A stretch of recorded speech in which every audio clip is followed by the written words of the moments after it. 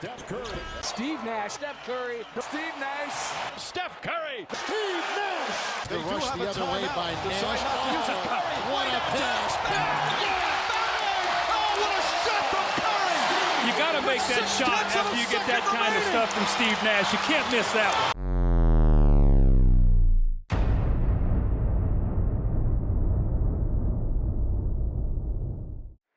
On this episode of NBA Now and Then, the greatest comparisons, we compare two special point guards who impacted the league beyond our wildest imagination. Nobody, and we mean nobody, shot the ball the way this player does.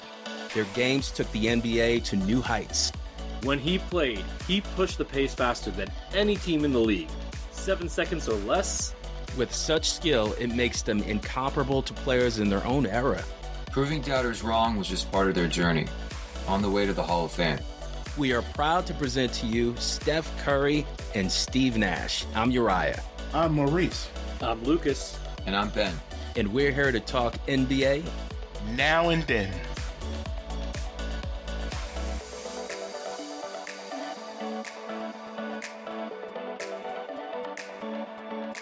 Hey, welcome back, everybody. You may not know this, but Ben, Lucas, Maurice, and I, we took about a month off from recording. We are thrilled to be back with you. I wanted to give everybody some quick updates since we launched on December 9th. We've gotten a lot of great feedback from people about what we're doing. I'm proud to announce that NBA Now and Then has secured its first advertising partnership with a sports betting company. Now, more to come on that later. Our social media following has grown exponentially on Twitter X. Some nice growth on IG, YouTube, and TikTok. Shout out to Winston, who does a great job, along with Maurice, handling our social media. In the midst of all this, we started doing polls about each team around the league. That's doing great. Be on the lookout for these daily. That being said, Maurice, Lucas, Ben, how do you guys feel about being back together with these comparisons? Lucas? I definitely missed you guys, that's for sure. Ben? Yeah, it's been nice because watching basketball, the players we've been talking about, watching their games, so it's been kind of nice.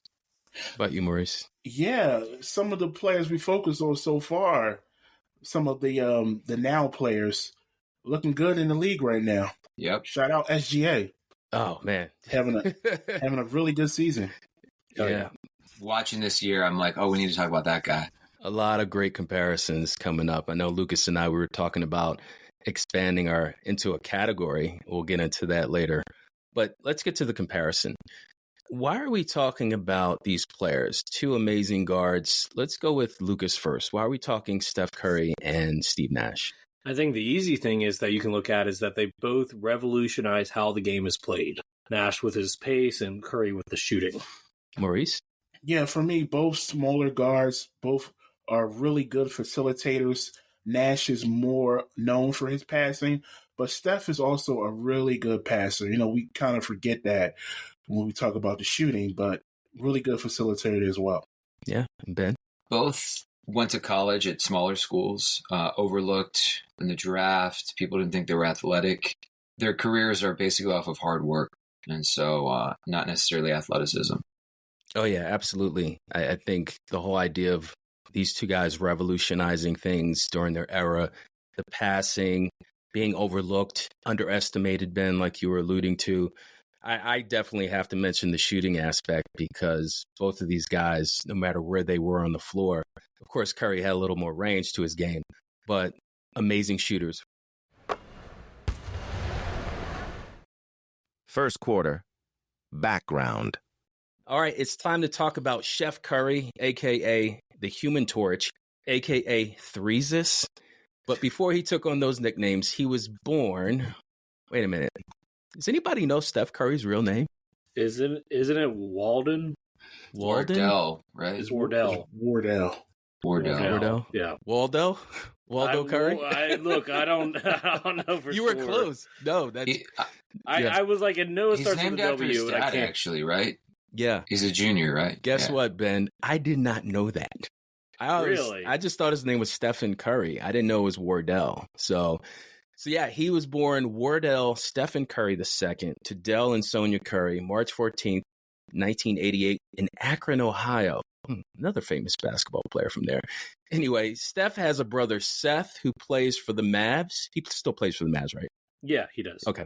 And he has a sister named Sid. His dad, Dell, was a star at Virginia Tech, and he went on to play 16 seasons in the NBA for 5 different teams. Does anyone know what Dell Curry's job is now since he retired? I do know. He's a color analyst for the Hornets, right? Yeah, absolutely right. Good job. Maurice always has his thumb on the pulse of NBA retired players. So his mother was a standout. His mom was actually an athlete too. I know Ben loves to hear like what players have. Yeah, I didn't know that. Good one, Maurice. I didn't know that. Yeah. So Sonia, she was a standout at Virginia Tech. She played volleyball. Growing up, Steph Curry was pretty good at other sports. In addition to basketball, he played volleyball and soccer in middle school. One other interesting thing about his childhood is that he remembers the first time that he knew he was going to play pro ball. Over under the year or age that Curry realized he wanted to play in the NBA. I'll go with 5 years old. Maurice, over under. Under. Lucas? Over. Ben? Under. All right. Lucas, you are correct. Yay. So I said under too. No. You said under. I said over. He said over. Ben said over? Yeah, Ben said over. Lucas said under. No, wait a minute. Wait, I'm getting confused. No. I said over. You two said under. That's exactly what it was. So there we go. According to Steph Curry, and he was quoted in the article that I read, he realized he wanted to play in the NBA when he was 6. I'll actually read it from here. This is from Steph Curry. He wrote, I think he did a contribution to a magazine. I think it was ESPN. I can't remember. But anyway, he said, that moment for me, when I knew basketball was going to be my life, I was 6 years old, playing in a rec league in North Carolina. And I was probably in front of 15 people in the stands. There was a 2-on-1 fast break. I had the ball. The defender came over to guard me. And instead of like making a normal chest pass or bounce pass or a regular layup, I jumped in the air and did this 360 behind the back pass. It was right on target, and my teammate laid it up. And all 15 fans in the crowd went crazy. So that's the story of when Steph Curry realized he wanted to be a pro. Now let's fast forward to middle school. As an adolescent, Curry's dad signed with the Raptors, and the family lived in Canada. Kind of like another player we're comparing to, another Canadian. But while in 8th grade, Steph Curry was already becoming a sniper. Over under the amount of points that Steph Curry averaged in 8th grade. Over under 40 points. Wow. I feel like you're trying to trick us. I'm just going to say under. Okay. Ben? Under. Maurice? I want to say under. If it was more than 40, I think we would have known about it. Okay. All right. Well, you guys are... Oh, what? Steph Curry averaged 50 points. Oh, come on. And I got it from this book right here. Wow. NBA 75 by Dave Zarum. I was reading that. I was like, what? Who averages 50 when they're in middle school? He was always overlooked. Yeah. Wow. Crazy, right? I'm glad I tricked you. I did try to trick you, Lucas, but you went the opposite way. Yeah. It just seems too outrageous to be real. It does. It does. So let's go to high school. His freshman year, Steph admitted in an interview with the Charlotte Observer that in high school, as a freshman, he said, I was a skinny, scrawny kid on every team that I played on. I was a late bloomer. My freshman year, I was about 5'9" at best, 150 pounds. Steph Curry played 3 years for the Charlotte Christian School.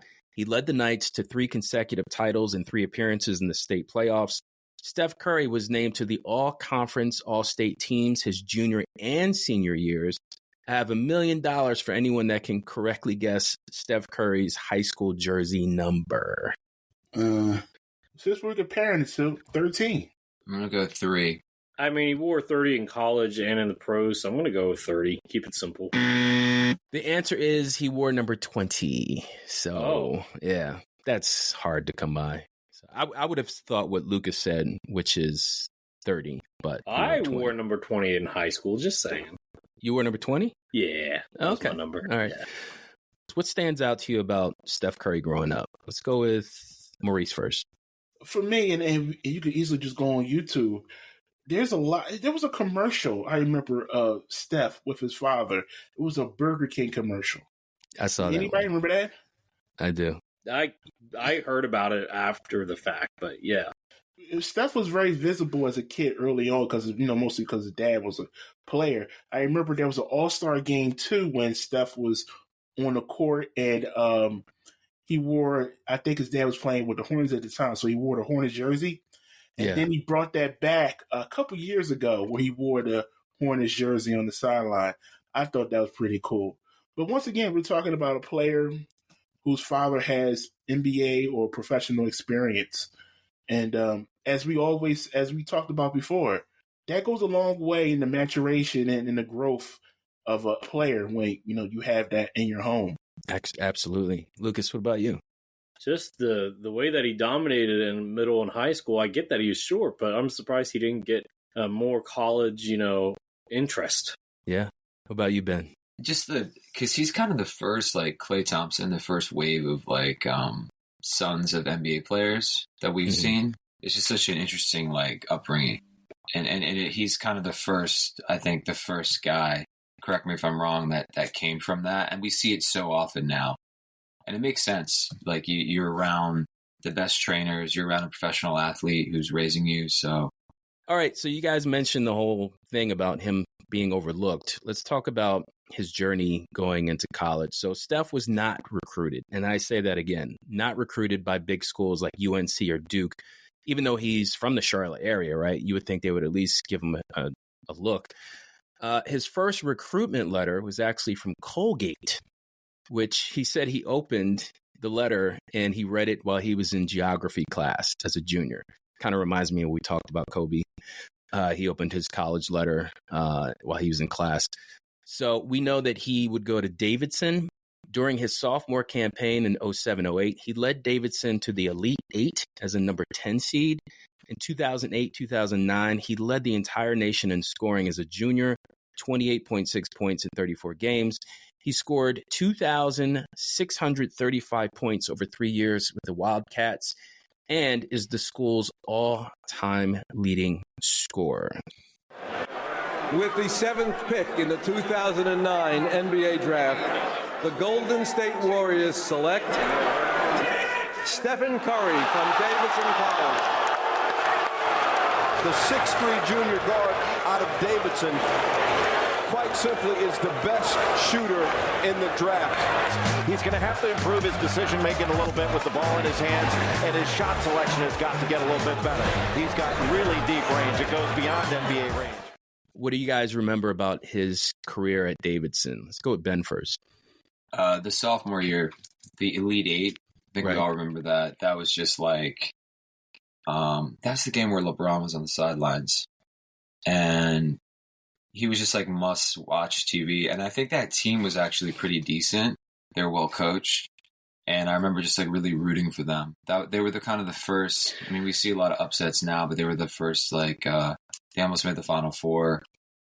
They beat a lot of top-ranked teams. I think they beat Kentucky that year. And yeah, he just like, I think he had a 40-point game. And he just was, that's what you saw. And I thought he was going to leave for the NBA after that. So it was that Elite Eight. And they almost made the Final Four. And you're like, who the hell is Davidson? Yeah. And he was really exciting to watch. It's kind of what we see now. It's when you first saw Steph Curry. So I remember that Elite Eight. That was a special run. Lucas, what do you remember from that Davidson team? I remember thinking to myself, and I'm in middle school, beginning of high school at this point. I keep on telling myself back then that it's like, he can't be a point guard. He doesn't have enough playmaking, so he has to be a shooting guard. But he's only like 6. What is he, like 6'3"? 6'3", yeah. Yeah, 6'3". He can't really be a shooting guard. So will he actually make it in the NBA? That was my thought at the time. I was like, he's fun to watch, but like, can he actually do it? He doesn't fit the mold of a conventional point guard, because back then you still thought of playmaking, right, as the primary role of point guard, not to score points. Yeah, Maurice. Yeah, I'm not gonna lie. Before that, I didn't know who Davidson was. A lot of people didn't. What's Davidson? But going back to what Ben was saying, you first started to see his shooting on display on a national scale, and is he a point guard? Is he a shooting guard? But it doesn't really matter because he was just so dominant, even at a college level. It would equate to the NBA. It took a couple years, but it did equate to the NBA. Yeah, I agree, especially with what Lucas was saying about the whole idea of like his size, but the conventional role that he should play, being a distributor. But in the end, it all worked out in his favor because the hard work, dedication, good genes, good upbringing, that helped him take that leap to another level. Yeah, I think like his shooting, we'll get into that, but like there were a lot of guards in the early 2000s, like Juan Dixon, who had like incredible undersized, like combo guards that I'm just using him as an example, but like that didn't work out in the league. Right. And I think people put Steph in that category, but they didn't realize how elite of a shooter he was. Like how that would transcend like everything else. Now, I will say this. Steph's college run made me hopeful for Jimmer Fredette when he was in college as an NBA player. But not the same, obviously. Yeah. He's from Duke, right? Fredette? No, Jimmer played BYU. BYU. Yeah. Okay. All right, we just got finished talking about Steph Curry. Now let's talk about MV Steve, a.k.a. two-time, a.k.a. Nashty. Didn't know about that.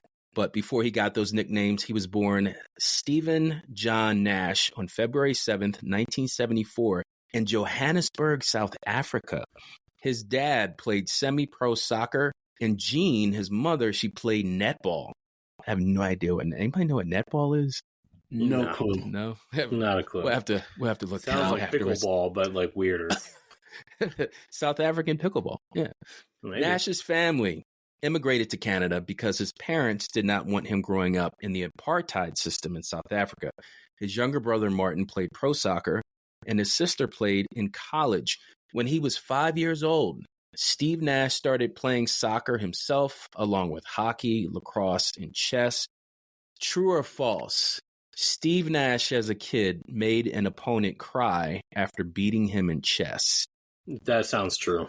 It's so out of nowhere. I'm just gonna say true. Okay. Well, it is actually true. So, in his own way, though, he began playing chess again, but on the basketball court. In 6th grade, Steve Nash wrote a report entitled Me, where he explained that he wanted to become a pro athlete.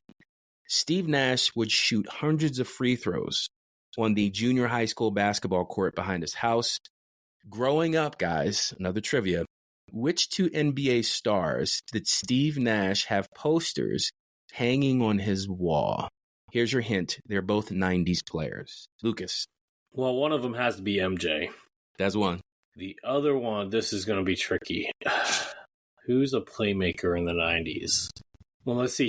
He got drafted in what year? 96. Yeah. And you said they were 90s players? Yeah. Or late 80s. There's your John Stockton? Nope. Maurice? Magic? Nope, not Magic. Ben, you're the last hope. Penny Hardaway? No. The answer is Isaiah Thomas. Oh. Okay. Makes sense. I was a little surprised too, but yeah, I just imagine Steve Nash having Jordan and Isaiah on the wall. The irony of that nowadays, right? Right. So here's some crazy details about his career, his high school career. Nash almost averaged a triple-double as a senior in high school. 21 points, 11 assists, 9 boards. He even played pickup games with the Canadian national team as a junior in high school. His brother described Nash as intense, saying that the future Hall of Fame player dribbled a ball to school and even played between classes. All right. Any thoughts on Nash in his upbringing or his high school career, Ben? I mean, I know he's from Canada. I think he's from British Columbia, which is where Vancouver is. So probably back then, not as heavily recruited as now. So that's probably why he, unlike Steph, who was in a, basketball heavy area, I'm not surprised Nash got overlooked and ended up kind of just taking probably not many people saw that, or I don't think people even took Canada seriously back then. Yeah. I think he was a little bit obsessed with basketball growing up, which is nothing wrong for these athletes. It just shows you how obsessed he was with it. Oh, yeah. Maurice? Once again, those athletic genes from his family, mother and father. And I don't know what his height was, but averaging almost 10 rebounds, I would assume 5'11", 6 foot. It's pretty good. Yeah, absolutely. It's that commitment, like Lucas was alluding to, about being obsessed. That's how it works when people become great at what they do. They become so locked in on whatever their vision is that he'll stay out past his bedtime shooting free throws at the school behind his house. So there's no surprise and makes sense now. Let's go to Steve Nash's college career. I know Ben mentioned how he was kind of under-recruited because being from Canada, there weren't many NBA players from Canada at that time.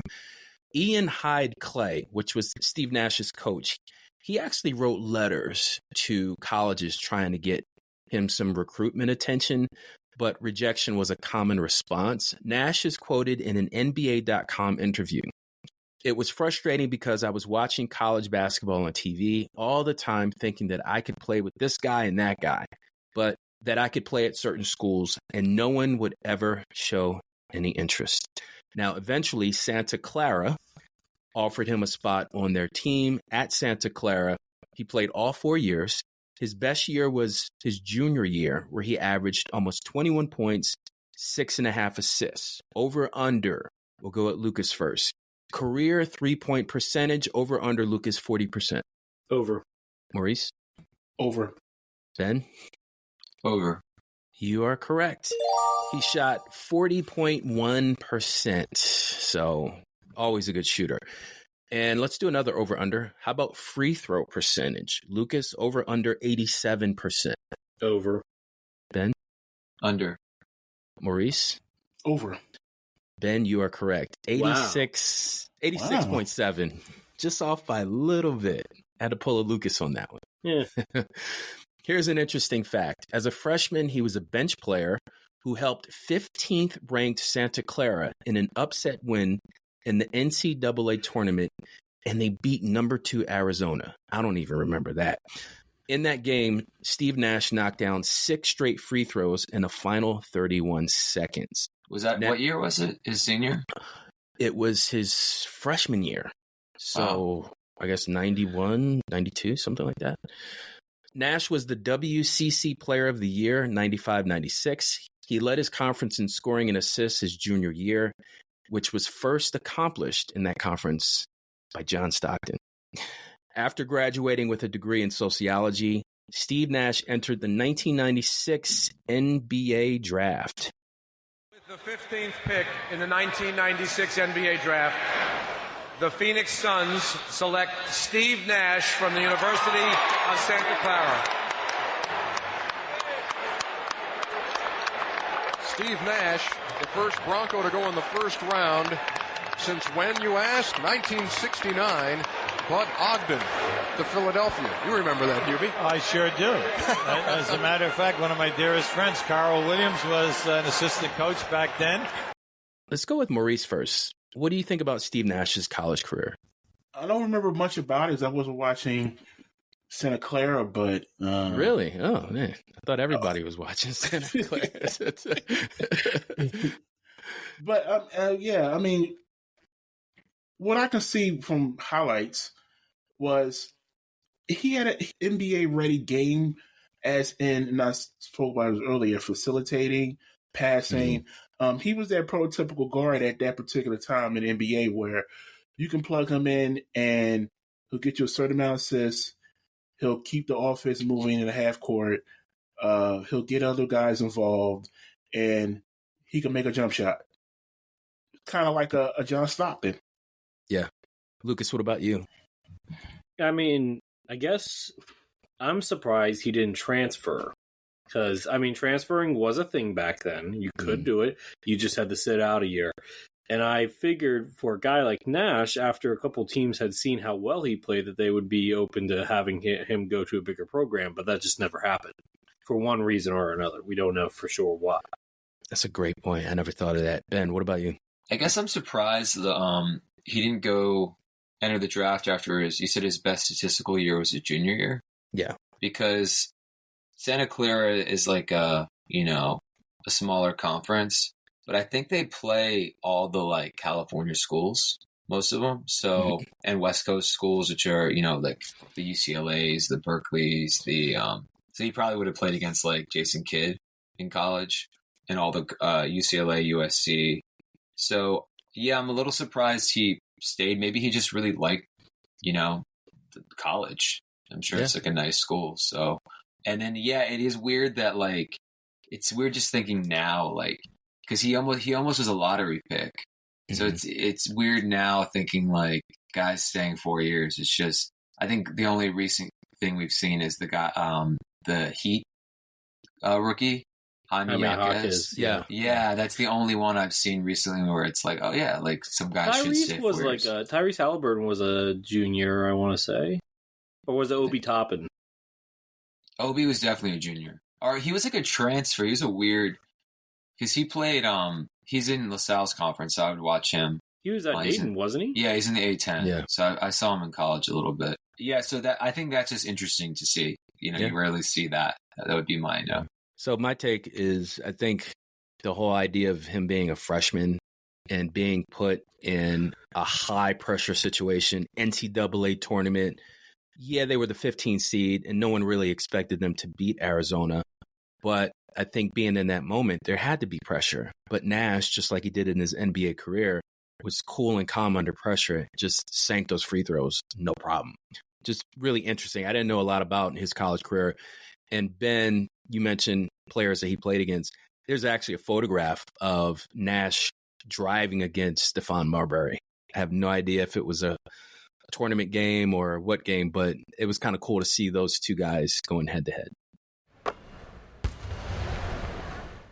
Second quarter. Statistics. Chance to tie it here for Golden State. Curry's got it. And Curry will let it go for three. Comes up short. Offensive rebound. Curry again. And Curry hits a three. Tie game. We have overtime in New Orleans. We're going to overtime. Curry does it again.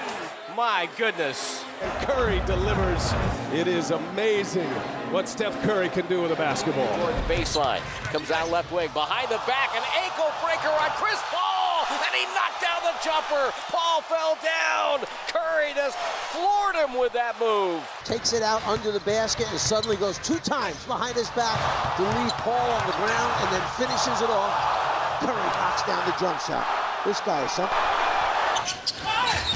Curry splits the defense behind the back. Fires a three. Oh, he puts it in. What a spectacular move. And it's the largest lead of the game. That could be the greatest move I've ever seen live. No, I'm being serious. I love looking at Steve Kerr's reaction after that move. I mean, you're shocked as a coach, as a fan, as a teammate. There's so much traffic. Then you make the shot, too? That's a special play by a special talent. Rebound taken by Iguodala. They do have a timeout. Decide not to use it. Curry, way downtown. Bang! Bang! Oh, what a shot from Curry! So those were just some highlights of Steph Curry, and now we're going to get into the numbers here. So just some interesting numbers about Steph Curry. He's listed at 6'2" and 185 pounds. He's played with the Warriors all of his career, number 30 the whole time. Now the stats. Let's get into his best season. I'm going to give it his second MVP season when he averaged 30 points, led the league in free throw percentage, which was not the only time, but I'll leave that for Ben a little bit. He also led the league that season in steals per game. Now, over under 2 steals per game that season, guys. I'll start with Maurice. Over. Uriah? I'll go under. Ben? Over. Uriah, you are wrong. You're incorrect. It was 2.1. He also averaged 5.5 rebounds, essentially 7 assists while shooting 50% from the field, 45.5% from the three-point line, and 90. So this is one of the rare seasons that you see an NBA player shoot 50, 40, 90. And if I remember correctly, yep, this is his only season to do so, which is pretty impressive. Oh, yeah. Now, I have another regular season stat for you guys. How many seasons did Steph Curry not shoot over at least 40% from the three-point line? How many seasons did he not shoot over 40%? From the three-point line, yes. Oh, that's hard. Out of all the years he's played, I'm going to say just twice. Maurice? 4. Ben? I'm going to say just 1. Ben, you are correct. It was just once, and it was during that rebuilding year in the 2021-22 season when he averaged 25 points. He shot 38%. Outside of that, he never shot below 41% from the three-point line. Crazy. And he has a career three-point percentage of 42.7. Wow. That's amazing. That being said, let's go. 50 is impressive given his shot selection. Yeah, that's impressive. Now, let me ask you guys this. Let's go to career highs here. Over under 60 as a career high. I'll start with Ben this time. Under. Under. Maurice? I'm going to say under. Uriah? I'll go under. Y'all wrong! Y'all wrong. Okay. He had a career high of 62 in the 2021-22 season. Hit at least 50 points as a career high during a regular season. 1, 2, 3, 4, 5, 6 times. At least once during each one of those seasons. It could have been more. That being said, he also has a career high 14 rebounds. Career high appears to be 15 assists. He's tied a career high at least twice in steals with 7. And blocks, he is actually this current season that he has a career high in blocks in, which is 3. Can anybody tell me what season he averaged the most points per game? Give you a hint. It's within the last 5 years. I'm going to say the season he scored 62. So what was that, the 21-22 season? Yeah, it was the year they didn't make the playoffs. I remember. Yeah, it was the 2021 season, 32 points per game. Oh, that was a year off. Dang. So, that being said, I'm going to start with Uriah here. Uriah, what are some of your takeaways from these stats? Yeah, I think that the 50, 40, 90 club that he's a member of is just a testament to his work ethic. Also, you go back to his childhood. One thing I forgot to mention is that up to the age of 11, he had shot thousands of shots on an NBA court. There's a lot of footage, like Ben mentioned, of him being in the stadium with his dad pregame, postgame. Just being in that element became natural to him. There's no pressure. There's no fear. And then you add to that good genes, good work ethic, extreme focus. So for his shooting numbers to be 50, 40, 90 is remarkable. Maurice?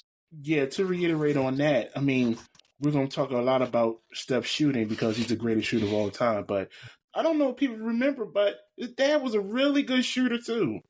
Yeah, he was a marksman, as they call it back in the day. So for Steph to not only have those genes, like you still what Uriah said, but have those genes, but to know and practice on a real NBA court for that long since a child, man, it was everything was in the making for him to be not only be one of the best, but the best shooter. It was only a matter of time.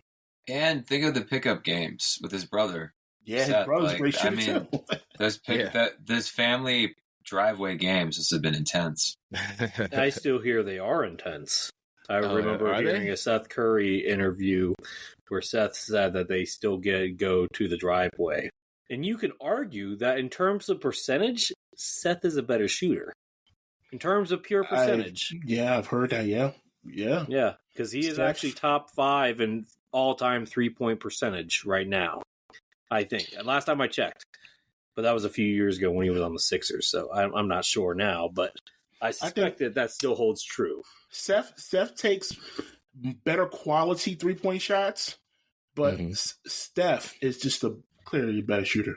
Well, I'll also and you have a number one option versus like whatever Seth. He's a role player, but real quick, fun fact: Seth Curry before he went to Duke. Steph's brother Seth went to the college that in the same town that I work in, Liberty University. Oh, okay. Yeah, so that's just a little fun fact there. What a pass.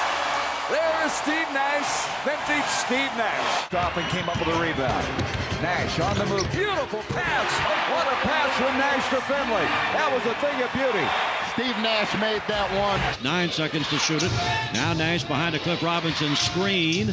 Pulls back. Now drives. In underneath. Reverse. Good. Oh, going away from the hoop. Nash dissecting the defense.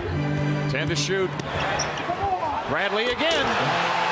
Nice job, Steve Nash. Nice playmaking by Nash is right, and Bradley is the beneficiary. Spinning, twirling, scoring, Steve Nash. He is some player. He is some basketball player. So those were just some Steve Nash highlights. With Nash, he is listed at 6'3", 195 pounds, so barely different from, not that much different in terms of size. He's worn number 13 all but for one team that he's played for. Does anybody want to tell me what team he did not wear number 13 for? Lakers. I say Lakers. Lakers. Yeah, I already knew that because Will Chamberlain's 13. 13, yeah, the Lakers retired so many players. With Nash, so the numbers here, I'm going to take a little bit controversial take here. His best seasons was neither one of his MVP seasons. His best season was the season after his second MVP season. So he was with Phoenix. Yeah, when he was with Phoenix. Okay. Yes, the second stint with Phoenix. Now, he won his first MVP with his first season back with Phoenix and the second season back. Now, his first season as an MVP, I'll just give you the big counting stats here. I'm not going to get into the detail stats, but first MVP season, he averaged 15 and a half, 11 and a half, shot 50, 43, 88. His second MVP with the Suns, he actually did join the 50, 40, 90 club. He averaged 18 points, 10 and a half assists. Third season with the Suns. Now, this season back with the Suns. This is the one that I'm going to say is the best season for Steve Nash, despite it not being an MVP season. And I get the league giving him that second MVP now because I'm looking at it. It's 50, 40, 90. Yeah. That's a rare. Yeah.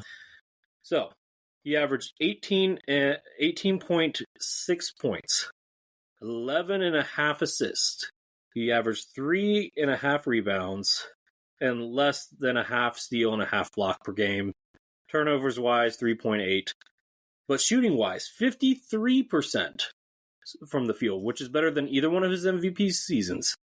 I know I don't usually point this out, but he led the league in effective field goal percentage that year, which is higher than either one of those. Now, he was only 0.1% away from hitting the 50, 40, 90 club that season at 89.9%. Oh, man. Round up in that case.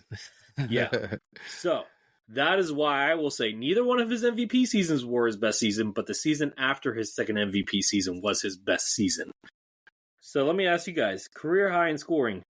Over, under 45 points. I'm going to go under. I'm going to go over. Ben? Under. Uri, you are incorrect. What? Okay. All right. It is 42 as a career high. You're getting crickets now, buddy. You're getting crickets. Okay. You make me feel bad. I will say this. I'll give you a chance to redeem yourself, Uri. Okay. Over, under 21 assists as a career high. Over, baby. Over.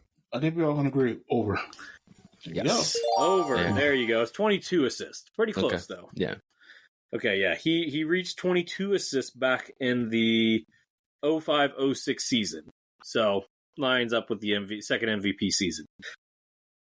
He also has a career high 13 rebounds, 5 steals, 2 blocks, and 10 turnovers. He hit 10 turnovers 3 times in his career. The 04-05, so the first MVP season, the 06-07 season, and the 07-08 season. So, now that we've gone through that, real quick, before I do that, I do want to look at the all-time stats now, because of course, and I forgot to mention this in this Curry one, but Curry leads the NBA in all-time three-pointers made now, obviously. I don't know why I didn't mention that during the Curry. That was like the easiest one. But in terms of assists all-time, I'll ask you guys this. Where do you think is Steve Nash in the top 5 of assists of all time in the NBA? I'll start with Uriah. All time? All time in the NBA. Top 5. Top 5. I don't think so.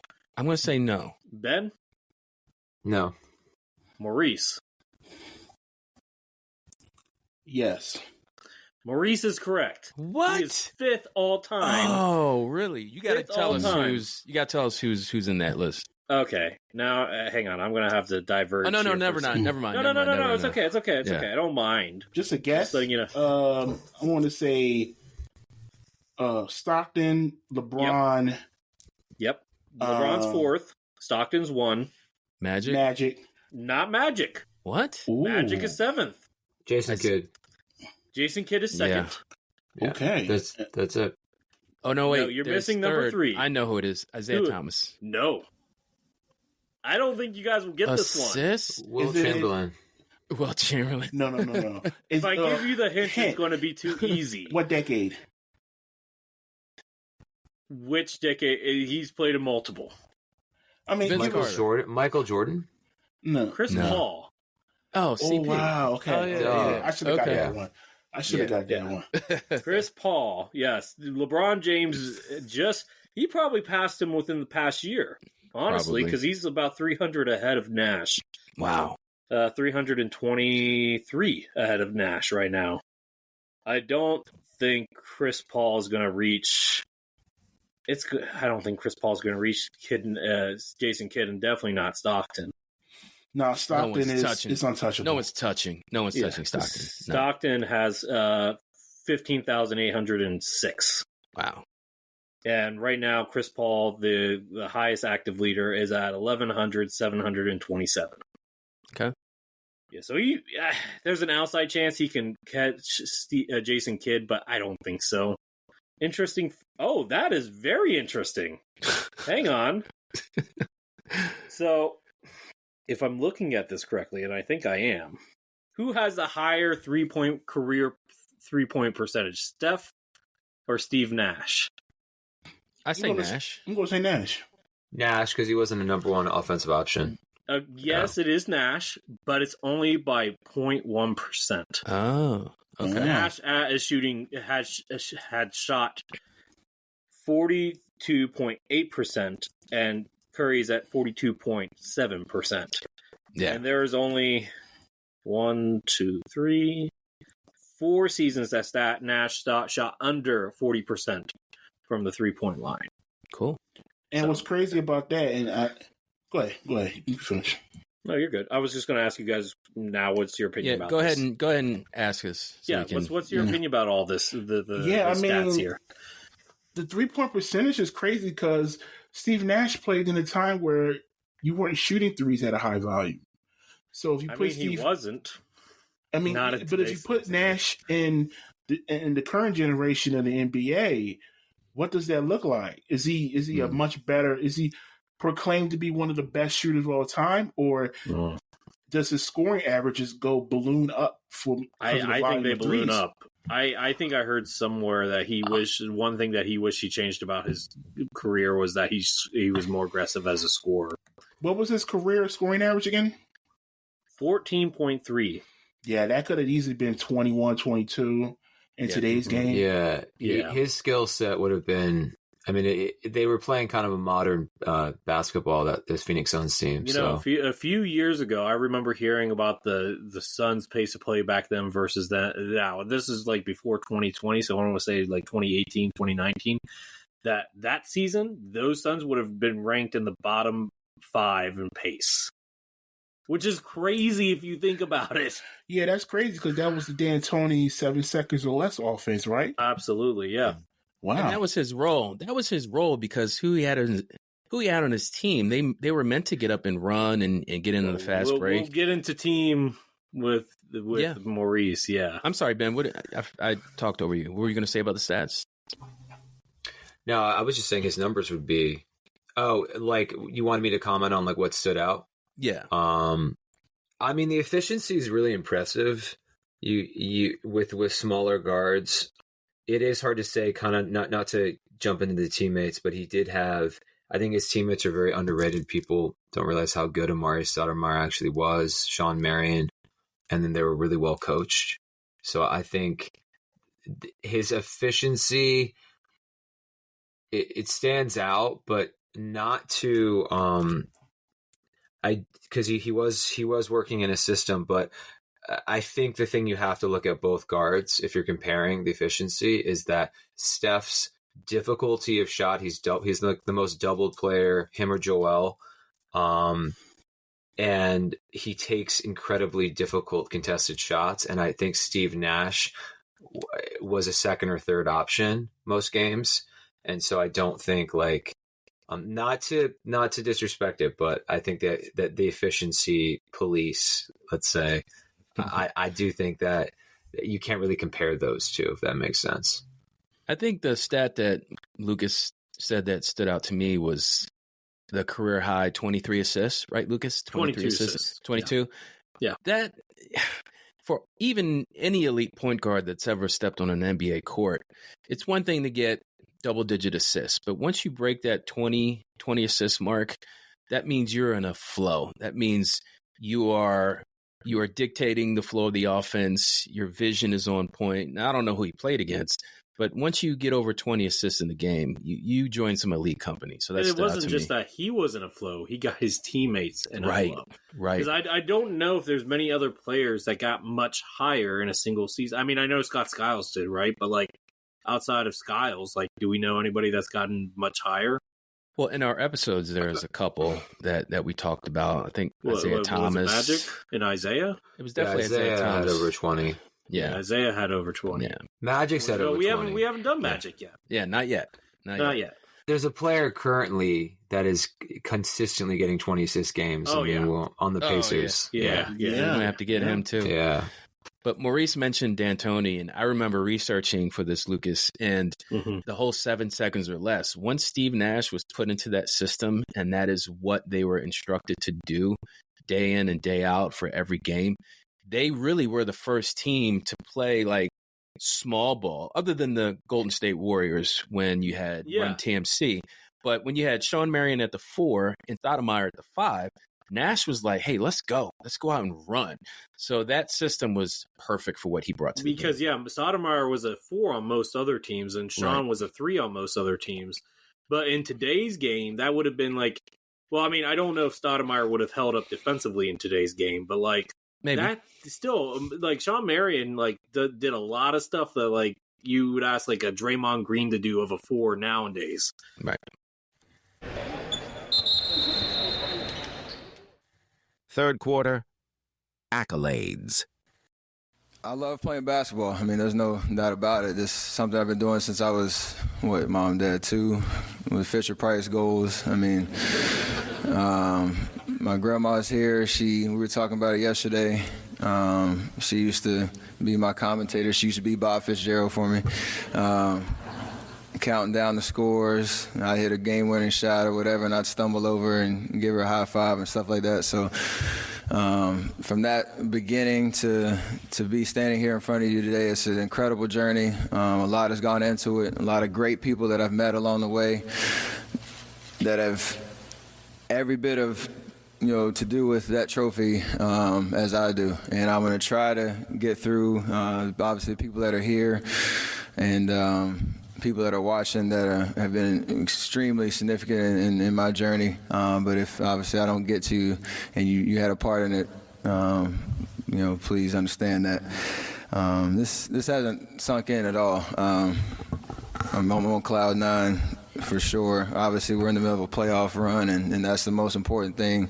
But today is a celebration for sure, and want to be able to take the time to really appreciate what this means. That was Steph Curry accepting one of his 2 MVP awards. He won, as we previously stated, 2 back-to-back MVPs, 2015 and the 2016 season. This guy's got quite the list, guys. All right, how many finals MVPs does Steph Curry have? I'm going to start off with Lucas. All right, you said 1. Uriah? I say 1. Maurice? It's 1. Okay, it's 1. We kind of all knew that. Steph Curry has won the same year he won the NBA All-Star Game MVP. He's won in 2022. How many All-NBA teams in total has Steph Curry been a part of? Let's start off with Maurice. So I want to say his first All-Star year was 2014, I want to say. Maybe a year off, but I want to say 8. Okay. Uriah? I'm going to say 9. All right, and Lucas. All-NBA. All-NBA? All right, let's see. He started dominating in 2014-15. You got to take out 1 year for the injury, 1 year for the bad team. So I'm going to say 8. It is 9. You were right. There was 1 year when he was hurt. He got in despite having that terrible team? Okay. He did get in with a terrible team, yeah. Because I think that's the year he still led the league in scoring. So he kind of was like a one-man show. Yeah, 9. He had 4 All-NBA first teams, 2015, 16, 2019, 2021. And 4 All-NBA second teams, which he recently accepted in 2014, 2017, 2022, 2023. And All-NBA third team in 2018. He was the 2010 NBA All-Rookie first team. He did not win Rookie of the Year that year. And how many scoring titles has Steph Curry won? Start off with Lucas. I think you should save me for last because I know the answer. All right, Uriah. I appreciate your honesty, Lucas. I appreciate that. It's being humble and giving my fellow co-host a chance. I wouldn't have done that. I'd be like, I would just took all the credit. That's just me. But I'm gonna say, scoring titles. Scoring titles. I'm going to say 1. Okay. Maurice. 2. All right. Lucas. 2. Dose. All right, Lucas and Maurice. You're correct. Unlike Lucas, I didn't know that. That was just basketball knowledge. He led the league twice in scoring. What's interesting about his scoring, so there's a 5-year gap between these, which is you don't typically see too much. Yeah, that's odd. Yeah, that is odd. I can tell you why it happened. What? Oh, he was on that horrible team. He was on that the guy named Kevin Durant, I think, was taking touches away from him. Well, no, I'm talking about the year that after he came back from his injury, the team was like still tanking. He didn't play that. Yeah. It's interesting you said that because I didn't until you mentioned. I agree with that, Lucas. But also so what happened in between 2016 and 2021? There was a player there 3 of those years that. So I think Kevin Durant took away points. All right, he is a 2-time NBA 3-point contest champion, 2015 and 2021. He, as someone stated, he did lead the NBA in steals in 2016. Also in that MVP year, he was in the 50-40-90 club, as we stated. So in that 2016, that was the unanimous one, right? He was... Yeah, I think so. I believe so, yeah. He was the NBA scoring champion, NBA steals leader, 50-40-90 club, and All-NBA first team. And that was the 73-9 team? In the 2016 season, guys? Yeah, it was. That was the team that lost to the Cavs in the finals. Yeah. So he has some. That was a big year for him. Unanimous for a reason. Yeah. Unanimous. This is something I thought was odd. Was he part of? So I was trying to look this up. He wasn't part of an Olympic team, was he? No, he has not been a part of an Olympic team yet. Though he has said that he wants to be in the next Olympics as of now. Okay. All right, yeah. So that's something that on his resume, he's been part of the FIBA World Cup team. In 2010 and 2014, but he's actually not been on the Olympic team. I thought he would have been on some of those. I thought he would have been on that 2016 or 2020 team. Well, I think the 2020 team, he was still recovering from injury, and I think the 2016 team, they had just come off a finals win, so I can understand him not wanting to play then. Yeah. He's probably run down from that season. All right, we kind of all know this one. This is kind of what separates him from Nash with this comparison is the playoff accolades. Yeah. How many times has Steph Curry won an NBA championship? I think we all know this. I think it's. I was going to say 5 or 4. It's 4. It's 4. He's tied with LeBron. Okay. And he is 4 out of 6, right? Yeah, 4 out of 6. 4 out of 6, yeah. Yeah. That's a big Twitter battle. He lost to the Cavs and Raptors. Yeah. No one's been that Raptors team. 2015, 2017, 2018, and then 2022, which was the big surprise year. And that's the year he won NBA Finals MVP. So Steph Curry is also a pretty nice guy, as we know, really humble. So he is the 2011 NBA Sportsmanship Award, the recent recipient of the NBA Social Justice Champion Award in 2023. Really? Okay. Yep. Is he part of the 75th anniversary team? Yeah. Yeah. Of course. Of course. Yeah, he has to be. And 2015, the AP Athlete of the Year, Sports Illustrated Sportsman of the Year in 2022. Yeah, I mean, this guy. How many times did he lead the league in free throw percentage? I think wasn't he the lead leaguer for that like 5 or 6 times? I think so. That's what I was looking at with his stats here. Because when you look at their stats, you can see when they led the league because they're bolded. Nash did it twice, and Steph did it 4 times. Nice. Okay. Yeah. Steph did it 4 times. Yeah. It was a rarity when Steph missed a free throw. Yeah. It was rarity. So he has a record, Lucas. I don't know, you probably saw this. He does have the NBA record for the highest free throw percentage over his career. Yep. With a minimum of 1,200 attempts. At 91%. So he does 90.9%. Yeah. Yeah, and then obviously he is the all-time three-pointers made. Yeah. But that's it. That's Steph. Like I said, we kind of already know him. He's one of the greats. So I got a question. Yeah. Do we foresee anyone breaking his 3-point record?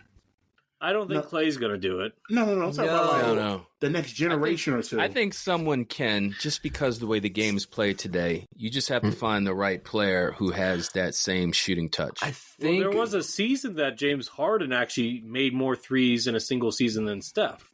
Right. So it's not Harden's unheard not going of. to break it. No, he's not going to. Guards like Halliburton. James Harden's going to be number 2 when it's all said and done. Do you think he's going to be number 2? Yeah, he will be. Okay, we're getting off topic. Yeah. But Maurice, I don't think they will, because I think Steph, because of his durability, I think we're seeing he's going to enter his not number 1 option part of his career, and I think he'll play till 40. Personally, I mean, yeah, he's 35 right now. He has bare minimum, assuming health here. He has at least 3 to 4 years, right? He'll pair up. It's still in his prime, right? Younger players soon, I think. I think that record's going to be so far ahead, just like LeBron in the points. I don't think no one's going to touch it. All right, what do you guys think? What stands out? I'm going to start with Lucas. What stands out to you of these accolades? Anything? I mean, I think my reaction to the social justice one was the one that surprised me the most, I guess. I didn't really think of him as like a spokesperson for social justice, in my opinion. I mean, he's a great guy. I have no problems. I'm not trying to diminish his character, but I didn't see him as like that type of leader, I guess. I don't know. Kind of like standoffish, like Jordan was. Like, yeah, just trying to stay middle of the road. Reserved. He's a lot more reserved. Right. Yeah, he is more private too. Uriah, what stands out for you? Yeah, it's too easy to go after the shooting and MVPs and all that. What you said, Ben, I did not know this. I didn't know he led the league in steals. And I don't think that is going to elevate him to this all-time defender, because I don't know if he's ever made an all-defensive team. But it kind of reminds me of Iverson. Iverson was always leading the league in steals, like maybe 3-4 years, whatever, but not a great defender. He's too small. So Curry, quick hands, deflections, and I guess that season he outstole. Is that even a word? Outstole others. He just led the league in steals. He plays good team defense, Steph. He's locked in with like the team, whatever zone Always they're running. Help defender. He knows like what his abilities, I would say, and then he has bulked up, so that's helped. Maurice, what stands out for you? Well, when we talk about Steph Curry's greatness, that last championship of 2022 really solidified it for me and for a lot of people, especially winning the MVP of the finals as well. I think this might be a bold take, but this is the first time we've done a comparison when the now player might be greater than the then player. Right. I don't even think that's a debate. I mean, Steve Nash is great in his own right, but I don't think we really delved into the innovation of Steph Curry and how he changed the game. He changes the play that middle schoolers play now. Yeah, he did change the game. He changed the game in a way where if you took a long 2-point shot, everybody's saying that's a bad shot. Why are you taking that shot? He changed the game for a position, the centers. Yeah. I mean, you can't be a center now and not shoot. I don't know if that's true, but I'll just say that NBA center and not shoot. No, basketball. I'm not saying that's not true. I'm not saying that you can't be an NBA center without doing that. Now, I'm just saying I don't think that was. I actually give that credit to Chris Bosh, but so I think another debate for another. I think the thing, Maurice, that you were saying about the whole comparison then to now, where Curry is better than Nash.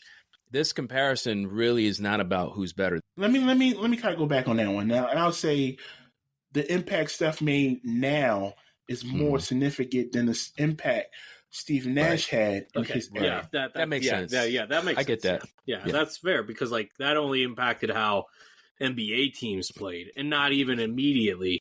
Right. Like it wasn't really until LeBron's Miami Heat really took that off because like it was just At all levels of basketball, they're being taught to play the game a little bit differently because of Steph. And in that right, he's one of the more innovative players ever in the game, maybe in all sports. They're kind of like, I think Steve Nash kind of started the player of kind of like a Steph Curry or James Harden. I think like the way that Phoenix Suns team played with how they used Nash is kind of the type of guard we have today.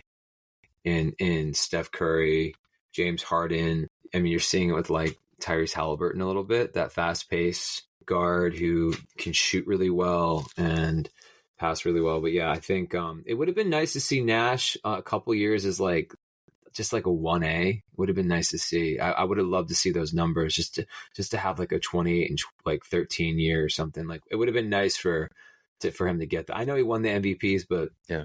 He could have done it, but like someone said earlier, he wished he had been more aggressive. So, yeah.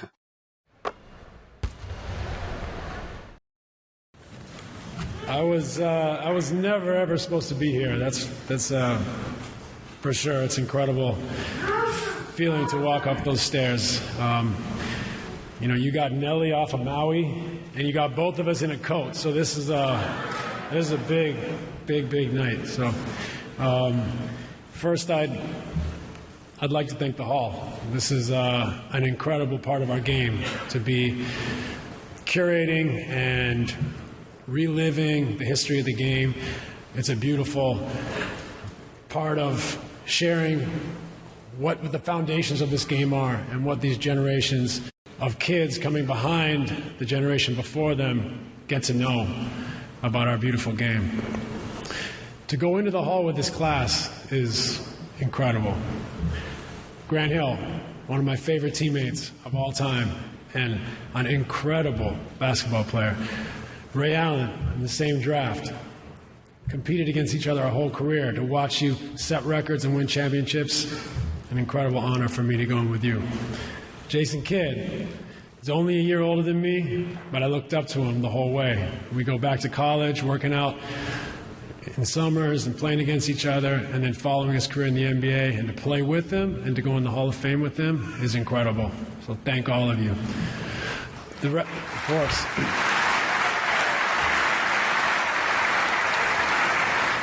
The rest of our class is so diverse and done so many things for the game of basketball.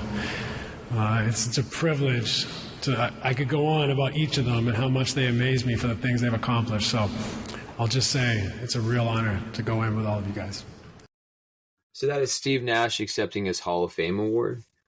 One thing I would like to add about both these guys is Steve Nash and Steph Curry are one of only, I think it's 16 players, the list because it keeps growing and it might continue to grow if Embiid wins another one this year, to win more than one MVP. So not many guys have won more than one MVP. So just a shout out both these guys to win multiple MVPs is very hard. There's all sorts of narratives around it. And, you know, we're actually in an era where we're seeing it now with Giannis, Jokic, and Embiid.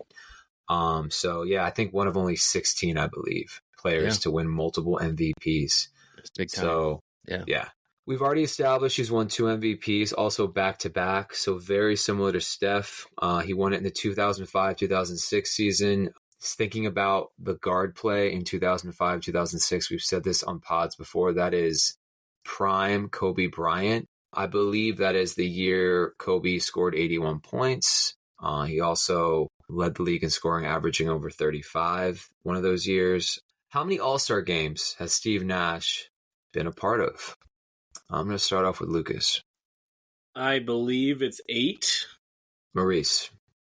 7. And Uriah. Might be. I'm going to go with Lucas because he has this little smile on his face. Like... Yeah, Lucas knew that. I wasn't 100% sure because I didn't really look at it. Plus, he used to cover the Suns. So he has a lot of knowledge about this. I was thinking that too. I'm like, he's known a lot about Nash. So I was wondering if it had to do with this working for the Suns. All right, so yes, 8. Uriah and Lucas, congratulations. 2002, 2003, 3 years in a row, 2005, 2008, 2010, and 2012. And I don't think they all were with the I think he mixed it up a little bit. One might have been with the Lakers. One might have been with the Mavs. No, he never had it with the Lakers. Never had it? When was that 2012 one? He was still in the Suns then? No, yeah, he was still in the Suns. He he has 2 with the Mavs. 2. And then the other 6 are with the Suns. All right, so we got an 8-time All-Star. So he didn't really remember this guy is part of that suit. Nash is part of, they consider the best draft of all time, the 96 draft, with obviously Kobe Bryant, Iverson. So he didn't actually make the All-Star team till his 7th year, 6th, 7th year. Now, there was a lot. There was a lot. Yeah, there was a lockout season. So this guy has a very interesting career, similar to Steph in the way that once they arrived. Because Steph was in the 2009 draft, and he didn't make his first All-Star game till 2014. So Nash was a little bit later. Yeah, so once these guys kind of, I think, figured out where they fit in the NBA with, again, their high IQ, their small stature, they weren't the most athletic guys. So once they figured it out, they really dominated. How many All-NBA teams has Nash been a part of? Ooh. I'm going to start off with Uriah. You mean first, second, and third team? Let's mix it up. How many first teams? Uriah. First teams being the best point guard in the league. He won 2 MVPs, so I'm just going to say twice because he won 2 MVPs. Maurice? 4. Lucas? I'll be the happy middle and say 3. All right, Lucas won again. I didn't know that. I didn't know that. That was a guess because I said the 2 MVP seasons plus his third season afterwards, which I don't even know if he made it that third season after the 2 MVPs, but yeah. And it was 3 years in a row. Okay. So it was 2005 to 2007. He's a part of 7 All-NBA teams. Second team in 2008, 2010. Third team in 2002, 2003. This was a stat I did not think. This is where he is quite a bit better than Mr. Curry. The assist leader. Oh, yeah. How many assists? How many times has this guy led the assists? This is like approaching John Stockton territory, by the way. So Let's start off with Maurice. How many seasons has he led the league in assists? Yes. I want to say 9. Uriah. Hold on, I'm pulling up his stats right now. He led. Are you doing a Lucas? Look, I had to do it. You don't have an excuse to do it. He led the league 5 times in assists. Yes, it's 5 times. Yeah, it's 5 times. Yeah. 5, yep. 2005, 2007, 2010, 2011. All right, and then he was a part of the 50-40-90 club. This actually might be the most impressive stat. I mean, I think it is. 4 times. Was it really 4 times? 4 times. Wow. And Curry only had it once? Yeah. 50-49? Curry only had it once. Yeah. Wow, maybe. Wow. Yeah. Yeah. Mm-hmm. Yeah, and not many. Yeah, so 4 times, 2006, and then 3 years in a row, 2008 to 2010. Yeah, because Curry only shot 50% that one season. Yeah, for Curry, it's the 50% that's hard to get, which if you watch any of his games, you understand why. Again, Nash, I don't know if you want to call it a playoff underachiever or just kind of bad luck with roster construction. I think that suspension with the Spurs. They were on a roll. If those guys don't get suspended and like Stoudemire couldn't play that one game 5, and I think Boris Diaw, I think they beat the Spurs. Yeah. Debatable. Yeah, that's a good take. That's a good take. Yeah, so he had some bad luck with teammates because his playoff numbers aren't bad. Yeah, and injuries as well too. Yeah, I think Amari missed the whole season. Mm-hmm. Yeah, he had bad luck with teammates is kind of what it seemed like because he obviously had a good coach. The Suns front office decided, hey, let's put Shaq in there. Yeah, that was weird. That was a weird addition. Yeah, poor draft. I remember that trade. That was a weird one. So he's been retired a minute. So he's had his number retired by the Phoenix Suns, and then he is a part of the NBA 75th anniversary team. He represents Canada, as we've said before. So he is a 2-time FIBA AmeriCup MVP in 1999 and 2003. There's all sorts of like unusual. This must be Canadian. The Lionel Conacher Award. I think that's like Canadian Athlete of the Year. That's the best hair award. Best hair He did award. have the best, except for the bald. Do you guys remember Bald Nash? I do not. He shaved his head when he was on the Mavs. Okay, yeah, that's right. He rocked that hair. Yeah. Did Nash ever play in the Olympics? So I don't think Canada made it. Yeah, I don't think Canada qualified. So the reason why I say that, Maurice, so we see like SGA and Jamal Murray now, but no, they didn't have a squad back then. So FIBA, he was a part of the FIBA American Cup in 99 and 2001, and then he was on the national teams in his youth, but no, he never, I don't think Canada ever made when he was playing. So no, he never was in the Olympics. All right, and that's Nash. Uriah already did his college stuff. I think I just had to give a shout out. Jalen Williams also went to Santa Clara to give that shout out. Wait, so wings Jalen Williams or center Jalen Williams? The better one, the wings. Okay, gotcha. Yeah, he went to Santa Clara. Okay, good for him.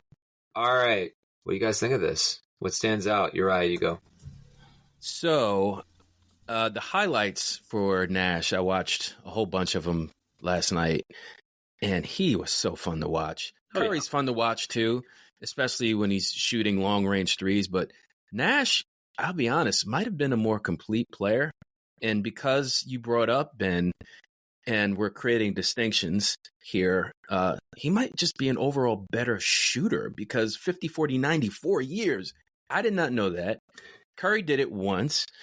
As far as long range, I'm sure if Nash had been shooting like that, he might have been just as good from 3-point land in terms of those long range.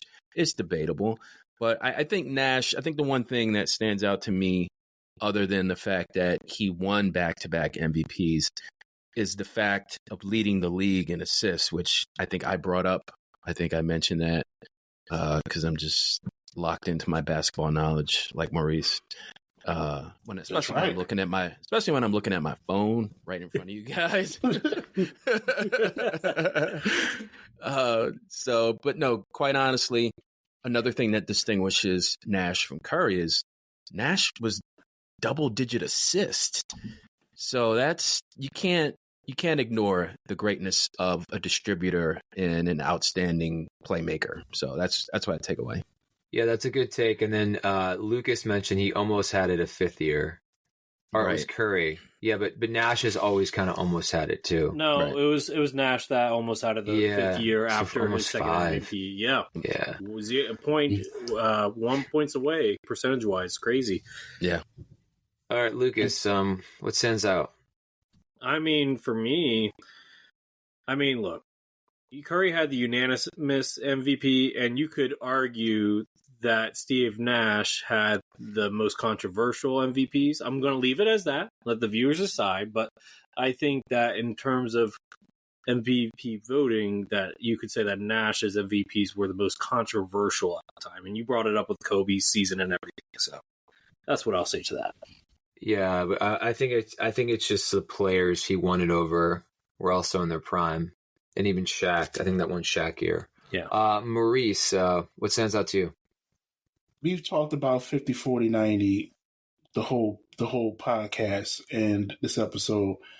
And for me, and going back to what Uriah said, I think it's more debatable about who's the better shooter, but efficiency-wise, the more efficient players got to be Steve Nash. Efficient. Yeah. And the offense benefited him so much. Now, Steph has a great offense around him as well, but that fast-paced offense by D'Antoni, it suited his Steve Nash style of play so well. He just went up and down the court. He dished off, passed it to the players, some high-flying, athletic teammates to finish off plays, and he had shooters on the wings as well. Could you imagine Steph Curry and D'Antoni's system? That's interesting. That's an interesting hypothetical, right? Yeah. We talk about system here. You could argue that both players are system players. But their skill sets puts them ahead a little ahead of the pack, I would say. Yeah. Fair. Go ahead. Interesting to do when we do coaches comparisons, because obviously you can't talk D'Antoni without obviously his development of James Harden. And so he obviously started it off with Nash. So it's interesting. He almost has created like the modern insanity. Oh yeah. He's almost created the modern guard as we know it. Where he really did. Guard, I would say the modern point guard as we know it. That's a good point. Not these guys have to shoot from three really, really, really well. The modern point guard, I would say, playmaking guard. Yeah. Because like I would say, sorry, I keep referencing this guy, but Tyrese Halliburton, just the way. Tyrese Halliburton, the way he plays is these guys we're talking about to like the nth degree. Fourth quarter, teammates. Steph took a back seat for, how long was KD there? 3 years. 3 years. Mm-hmm. I think Steph took a back seat every year. He did. I'm talking about stats-wise, numbers-wise, attempts-wise. Clay was getting more shots. Clay told you, man, I ain't sacrificing for nobody. But Clay is going to be Clay, and we love Clay. But Steph was that one that sacrificed the most. Mm-hmm. You know, how many more threes would he have if KD didn't come along? Right. You know what I'm saying? Like you know. And the plus the guy, you guys blowing everybody out. Just imagine who you're playing. I mean, Steph was playing like 30 minutes a night. Exactly. And no one talks about, you know, he never complained. Never had an issue, never talked about his brand. You know, his brand possibly could have took a hit. Right. You know, he wasn't quite selling as many shoes. Right. You know what I mean? And he just kept it all in stride because I think he just knew the bigger picture, man. When you win, everything else is going to come how it's supposed to come. All right. Steph Curry drafted in the 2009 NBA draft. Uriah played that clip earlier. And in the clip, there was a lot of groans in the audience because the Knicks had to pick after us. And to this day, there's so many rumors that the Knicks was more than likely going to take Steph Curry with that next pick. And boy, would that have changed the landscape of the NBA for the next 10 years. You know what's even crazier, Maurice, is the two picks before Curry was picked were the Timberwolves picks that they drafted 2 point guards, Ricky Rubio, who just essentially retired, and then Johnny Flynn, who was out of the league in about 4 to 5 seasons. How do you draft 2 point guards back to back? That's crazy. It was a David Kahn thing. David Kahn is arguably one of the worst executives I've ever seen in the NBA, but that's another debate for, not a debate, but another podcast for another time. Let's talk about Steph Curry's teammates when he came into the league. Now, when Steph was first drafted, they had another good guard, Monte Ellis. But I want to say after about 2 seasons, they had to make a pick between the two of them. They had to choose. Mm-hmm. And it was kind of controversial because a lot of people thought Monte was the better player. And you tend to forget, Steph had a lot of ankle injuries early on in his career that derailed his career. And we thought maybe he might not be in the league a lot longer because it was a lot of recurring ankle injuries. But he did turn it around. And good for the Golden State Warriors because they will go on to, and I think we all can agree, form a dynasty. Do we all agree on that? Yeah. So, Steph Curry's 2010 season, the Golden State Warriors had Monte Ellis. Do you remember Rodney Carney? I do remember Rodney Carney. Former Sixer. Former Sixer. Andre Beatrice was a center. I remember that. Was Al Harrington still on the team? No, Rodney Carney was a forward. No. I'm saying Andre Beatrice was their center. Oh, okay. I don't remember. Yes, he was. He was. Okay. And then who Brendan was Wright, Darrell Wright, David Lee, who had a good career. David Lee was a part of that. He came in later, but yeah. Jeremy Lin was actually on that 2010 team. Was he? He probably was an end of the bench guy at that point, I think. Yeah, because he's from that was his first like. That was his he was first there gig, before Linsanity. Yeah, because he's from the Bay Area. Mm-hmm. Now we haven't even spoke. I don't think we spoke his name yet on this podcast, but if Steph Curry wasn't Steph Curry, we can legitimately say that for a couple years there, Klay Thompson was just as good of a shooter. Can we agree on that? Yeah, we can say that. By far, we can say that is the greatest shooting backcourt of all time. All time. Hands down. Yeah. And Klay was such a great teammate because he played defense. Mm-hmm. And he didn't need the ball. He was a prolific catch and shoot shooter. This is prime Klay Thompson. Now, as of this recording, he's kind of like towards the tail end of his prime. But prime Klay Thompson was elite. He was elite. Then they went on to draft in the second round. They got lucky, 35th pick. Draymond Green. A nice core right there. Really nice core. Now, I got a question for you guys. Draymond Green has the most wins with Steph Curry, with 572. This is easy, too. Klay Thompson has the second most, with 548. Yeah, okay. Who's third? Going? Andre Iguodala. You must have, Lucas. No, it just makes sense. No, it just makes sense. Like you should have asked us who the fourth one. Ask us who the fourth one is. Okay, Andre Iguodala was there for 8 seasons, which is crazy because it seemed like he's had like 2 different careers. He really has. Yeah, 390 wins. Okay, so who's number 4? It's going to be Looney. It's got to be Looney. No, it's not Looney. Really? Nah, it can't be Looney. He's only been there for Wiggins? 6 years. Is it Wiggins? No, he's only been there for 3 years. I'm going to take a guess here. Is it Andrew Bogut? It's Andrew Bogut, isn't it? What? No! You're all wrong. He's going to get Livingston. It's Sean Livingston. Okay. You forget Sean Livingston. Yeah. Sean Livingston had a good career after the injury. He became a solid role player after the injury, yes. Yeah. Yes. Yeah. Okay, that was a hard one. Number 4 was pretty. I mean, I was thinking Sean Livingston. I'm like, nah, let me go with Andrew Bogut. But the fact that we know 1, 2, and 3 just tells us how much of a great dynasty it was, and they were together for so long too. It's really hard to keep great players together for that long in NBA nowadays. You know, everybody comes on a contract. They want the most money. They go where the money is, and it's hard to keep a core together. Yeah, it really is. Yeah. And it was partially because when Steph Curry was on a really cheap extension for a long time. We can kind of roll on here because Steph played his whole career on one team. We kind of know the players. So let me just throw some names out there. Harrison Barnes, who was a really good role player as well. Bogut, Richard Jefferson played on the 2012-2013 season. Mm-hmm.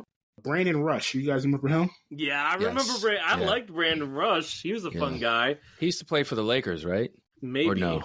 I'm not sure. I'm thinking of He was Smush. I'm thinking of Smush Parker. Sorry. No, Brandon Rush was a completely different guy. Yeah. He was a good 3-and-D guy before he got injured. David Jermaine West. O'Neal. Jermaine O'Neal, yeah. Wait, Jermaine O'Neal played for the Warriors? Yeah, he did. Yeah. Did he get a ring? No, he didn't. Did he get a ring? No. Oh, okay. All right. Jermaine O'Neal was the 2013-14 season. Yeah, no, he didn't get a ring. Okay. All right. James McAdoo. Just some role players. Some role players that we may not have heard or forgotten about. Kevin Looney, Anderson Varejao. Like I said, these are all the Dynasty Warriors teams right here. So I'm just throwing names. Matt Barnes. And then the 2017 season, Kevin Durant came in. And you had guys like David West ring chasing. Nick Young was on the 2018 team. So we move on to after Durant, and you get to the 2021, 2022 seasons of the Warriors. You bring in the younger guys like James Wiseman. Andrew Wiggins was on that team. Jordan Poole started his career with the drafted by the Golden State Warriors. Kelly Oubre. Mm-hmm. So these are the guys that's currently in the NBA trying to make a name for themselves. Moody, Kuminga, guys like that. And, of course, DeMarcus Cousins was also a part of that Warriors team as well. You forgot somebody that allowed them to get Andrew Wiggins. Do you know who they traded to get Andrew Wiggins? He's Go ahead and tell us. D'Angelo Russell. That's right. He did play with him for a season. That was the player they got back for Kevin Durant. Right. You got me there. I completely forgot about D'Angelo Wiggins. Russell. Yeah, that was a short stint. They traded him halfway through that first season. They did not like him at all. Yeah. Yeah, he didn't work with that team. I think the Warriors tried so hard to get another guard to make Steph the off guard, so he's available to shoot more, and it really didn't work with anyone. They bring in you guys like Russell and Oubre. Oubre wasn't really a guard. He's more of a swing man. He's a forward, yeah.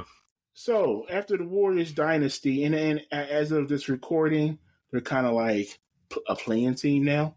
So we can kind of say that dynasty period is over. Mm-hmm. Who was the most influential player besides Steph Curry on that dynasty team? You right? What do you mean by influential? Most impactful? Is that what you mean? Yeah, you can say impactful. Well, can I say Kevin Durant? Yeah, anybody you want. Yeah. I just want to go with KD simply because the clip that I played with Andre Iguodala bringing up the fact that Curry's numbers, I hate to use the word suffered, but they declined because KD came to that team and he was the ultimate 1A, 1B offensive threat. And then you still had Klay Thompson. But I think Kevin Durant taking those 2 finals MVPs, I think he deserved them because he balled out against those teams in the finals. But I think other than Steph Curry, you have to go Kevin Durant as the second most impactful player when he was there. Well, yeah, without Durant, they might not have beaten the Houston Rockets. Right. Mm-hmm. I'm going to go with Klay because KD was not on that 73-9 team. And I know they choked to, LeBron turned into like Superman. Yeah. And Draymond missed game 6, right? Didn't Draymond? Yeah, suspended. Talking about suspensions. Yeah, that's another what if. Yeah. Yes, Kevin Durant added to it, and obviously they were like a super team, but I don't know, just the fact that like they drafted Steph and Klay kind of like later lottery, both guys. Mm-hmm. Splash Brothers. Yeah. I mean, 2 of the greatest shooters of all time. So I think it's Klay. I'm going to go off the rails here, and I'm actually going to say Draymond. And the reason why I say Draymond, first off, he was the reason why that quote-unquote depth lineup worked, right? The depth lineup. Also, with his playmaking, he allowed Steph and Klay to play off the ball, especially Steph. Yeah. Because before them, before he was playing, Steph was the point guard. He under Mark Jackson, and Steph was putting up numbers, but not the type of numbers that we're seeing now. And now without Draymond, because he's suspended yet again, we're recording during the middle of the season, this episode during the middle of the season, the Warriors are struggling as a whole because he runs their offense. He is the point forward of that team, and he's a defensive anchor. And, when he's not up to his antics, the heart and soul of the team. Yeah. And we talk about when he got suspended from that game 6, they were on their way to win Game 5, and they probably would have closed out. But then, he got suspended, and if he didn't get kicked out of Game 5, you could argue that he would have gotten a Finals MVP that year. Yeah, that's a big what if, because that 73 win team, if they didn't collapse that 3 and let go of that 3-1 lead, that's 5 for Steph. Mm-hmm. And that puts they them in a probably different. Don't get Kevin Durant either. That's a good point, but that's true. That's true. But it puts him in a stratosphere if he had 5 ranks for sure, definitely for sure. And I would go with Draymond as well. I mean, from the facilitating to the defense and intimidation that he gives on the other end of the basketball court, I think he's the most influential besides Steph. I mean, they won before he came there. They won after he came there. So after he left, so yeah. Fair enough.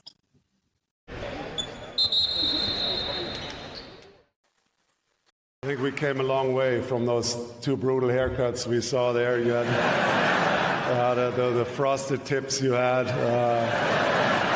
But who would have thought when we first started to play together that we'll be on the stage together? That means the world to me, and you were a great role model to me and the best teammate I ever had. So you were always positive. You always encouraged me.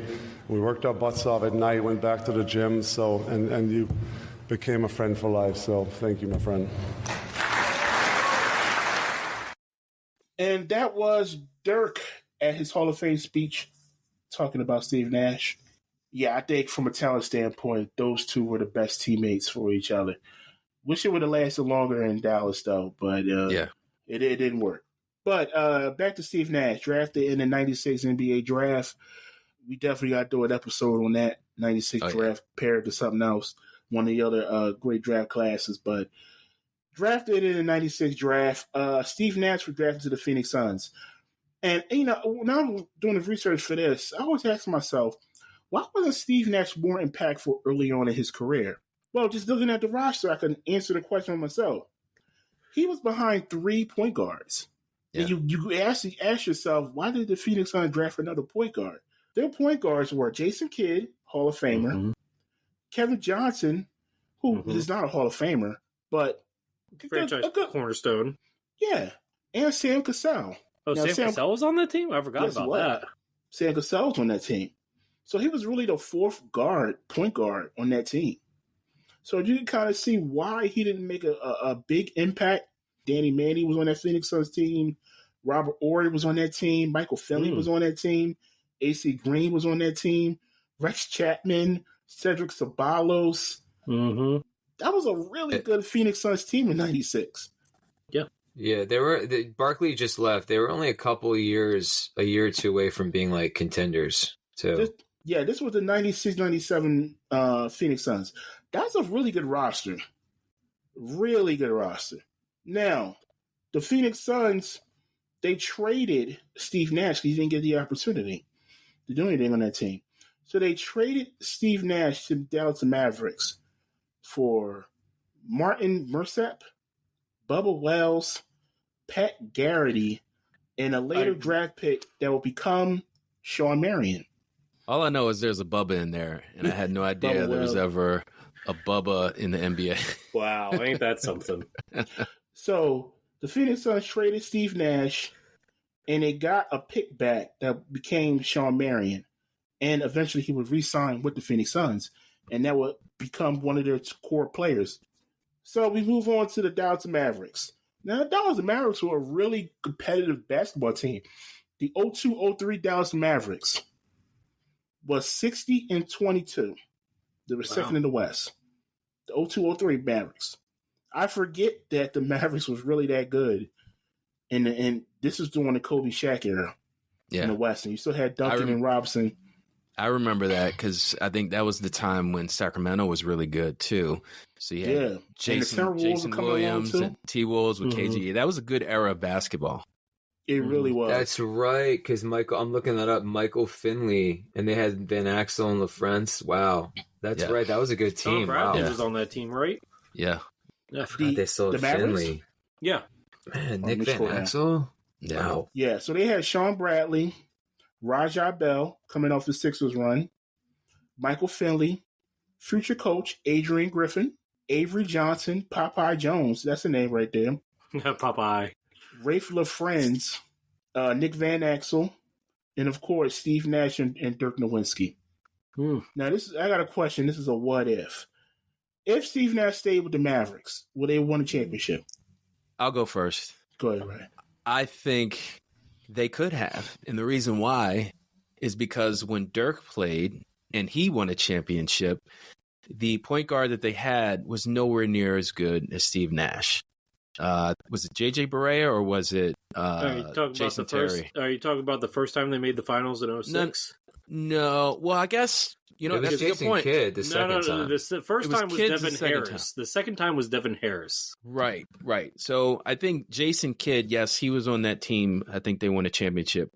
But I think had Steve Nash stayed, I think they would have won a championship. I think they would have had a better chance against the Miami in 06 if they had Steve Nash. Yeah, I was just going to say that. Yeah, I think that would have been. They could have beaten that team. Jason Kidd was the point guard on that championship Mavericks team. Jason Kidd, Jason Terry, and J.J. Barea. So they did okay. Yeah, they did okay. Interesting. Pulling a little. Yeah, that's crazy that he left. He left Dirk Nowitzki.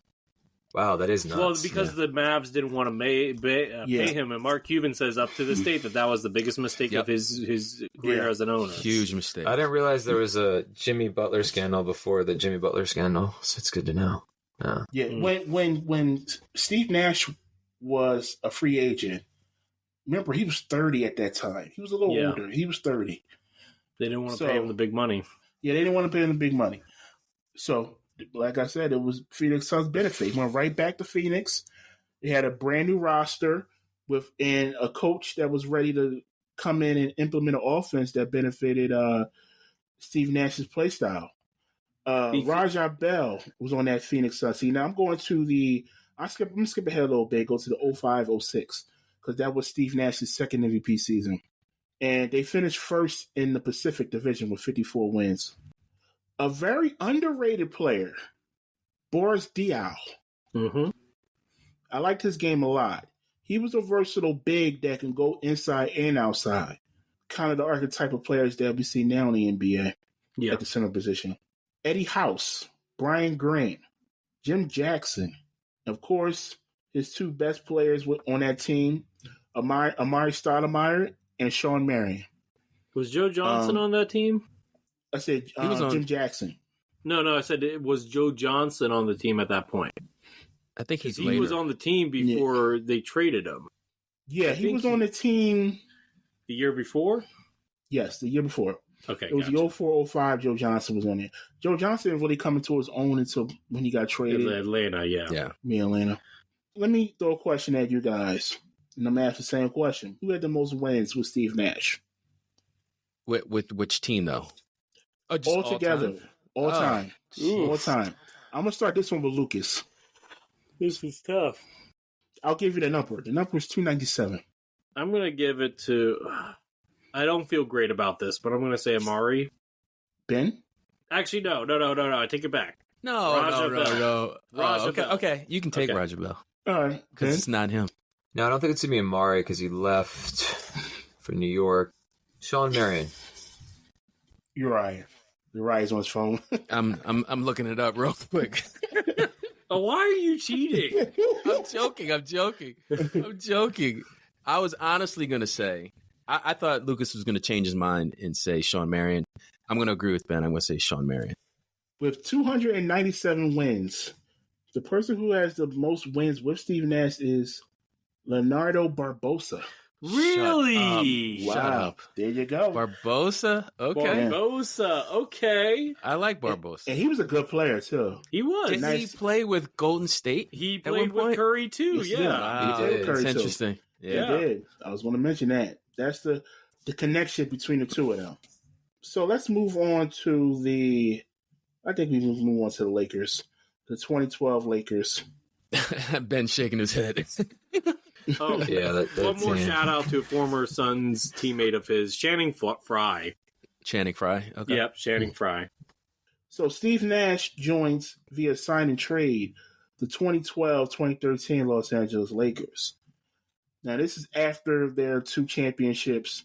They tried to keep the ball rolling, bring in a good point guard to help Kobe. It didn't work, though. It didn't work. It didn't work. Sadly, it didn't work. Steve Nash, he joined a really good team. Another now and then featured player, Metta World Peace, Antoine Jameson, Jody Meeks. That's a name you ever heard in a while. Jody Meeks, yeah. Yeah, there we go. Paul Gasol. Backup point guard Steve Blake. I remember Steve Blake. Steve Blake was a dangerous dude. Oh, and he was also coached by D'Antoni there too, wasn't he? Was he on the Phoenix? I think he was on Phoenix. For the Lakers. For the Lakers, yeah. Oh, yes. D'Antoni was the coach of the Lakers. I'm sorry. Pardon me. I'm thinking he played for the Phoenix Suns. And his last season, which was the 2013-2014 season, also with the Lakers, the roster didn't change much. Actually, it did change. They got rid of Metta World Peace. Didn't Dwight leave too? Yeah, Dwight left too. So they had guys like, and this was not a good roster, they had guys like Chris Kaman, Kendall Marshall, Nick Young was on that team, Marshawn Brooks, Kent Bazemore. Yeah, that was the end of the. Hey, Nick Young played with both Nash and Curry. There you go. Yeah. So it was a couple players. Yeah, so that's it for Steve Nash, and that was the end of his career. Would have nice to see him go out with a ring, but still a legendary career in the song without a ring. This episode reminds me of the Dominique Wilkins and Kevin Durant episode, where teammates, I think Maurice's segment really shows you how drafting and the right management moves, bringing in certain players to complement your best player really goes a long way. Because, yes, Steph Curry is legendary for all the reasons we stated. He revolutionized the game. Middle school teams, like Lucas said, they have kids shooting three-pointers now. But Steve Nash, had he had a Klay Thompson for 10 years, had he had a Draymond Green for the extended period of time that he had he had a Steve Kerr type of coach with all that experience, maybe Nash does walk away with a championship. But like you guys mentioned, I think Lucas said, Mark Cuban, had he just paid Nash, maybe he would have gotten a chip. So he certainly had the money. Oh, you think? Yeah, I mean, it's a big what if, but if I do believe they would have won 2 championships at least if Nash and Dirk stayed together. That would have been a 1-2 combo. An international, you could say, 1-2 combo. Absolutely. It's important to mention that Sean Marion left in 2008, and then Stoudemire kind of shortly followed. So that core was together long enough. But yeah, I think the big misstep was the Dirk Nowitzki one. Like they should have figured that out, because that's such an amazing pairing. But yeah, it is too bad to the Phoenix Suns, and you see it now. People just want more money. They want to be the guy. And so, unfortunately, Steve Nash kind of, just didn't. I think that's a big reason why he didn't win a chip. Let me ask you guys this question to end. If you swap Steph and Steve Nash, do their careers parallel, or let me rephrase that? Are they still the same caliber of superstar players? If Steph is on those Phoenix Suns D'Antoni teams and Steph is on that Warriors team and he wins championships, do we look at the two players the same? I don't. Lucas? I don't know, man. That's a tough. Because, like I said earlier, they are to an extent they are system players, and those having Steph Curry run the point as much as Steve did, that wouldn't have worked.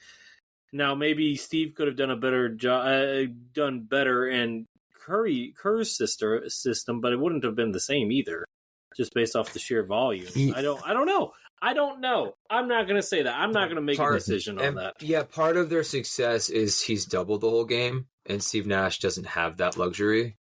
He's an incredible playmaker, but like Steph Curry, his ability to make shots, he's doubled, so that the whole offense is centered around that.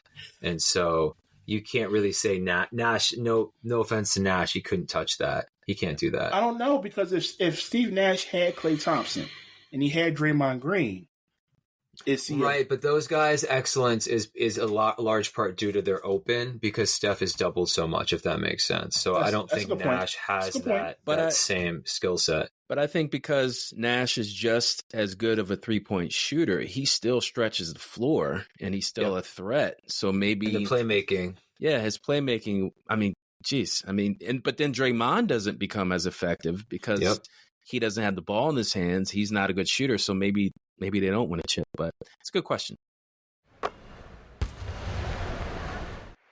Now that we've set up the debate with all the facts on Steph Curry and Steve Nash, it's time for you to make your case. At this point, it's not about our opinions, it's about yours. We'll see you on your favorite social media platform, ready to check out your takes. Chime in on our Instagram at NBA_NowAndThen_pod, on Twitter X at NBA_NowAndThen. All right, guys, that was a lot of fun. Until next time, this has been NBA Now and Then, the greatest comparisons. Peace. Have a great day. Later. See ya.